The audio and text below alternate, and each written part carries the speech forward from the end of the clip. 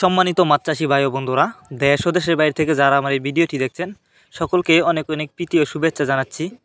বরাবরের মতন আরও একটি নতুন ভিডিও নিয়ে আপনাদের সামনে হাজির হয়েছি। ভিডিও স্ক্রিনে আপনারা এখন যে মাছের পানাগুলো দেখতে পারতেছেন এগুলো হচ্ছে থাই পাঙ্গাস মাছের পানা। দেখতে পারতেছেন এক সাইজের পানা এগুলা। তো আপনি চাইলে কিন্তু বাছাই করা এক সাইজের থাই পাঙ্গাস মাছের পানা আমাদের কাছ থেকে নিতে পারবেন। আপনারা জানেন ক্যাটফিশ জাতীয় মাছের মধ্যে থাই পাঙ্গাস মাছ অন্যতম, কারণ এই মাছ কিন্তু অল্প সময়ে চাষ করে বাজারজাত করা যায় এবং এই মাছ চাষের ক্ষেত্রেও খরচ কম লাগে।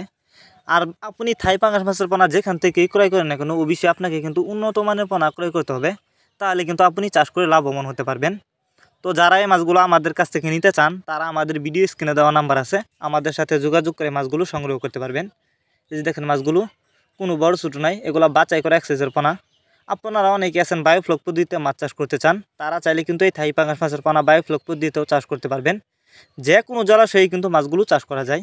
তাছাড়া আপনারা আমাদের কাছ থেকে বাংলা কাপ জাতীয় মাছ থেকে শুরু করে যে কোনো ক্যাটফিশ জাতীয় মাছের চারা ও রেণু পোনা সর্বোচ্চ কম দামে নিতে পারবেন।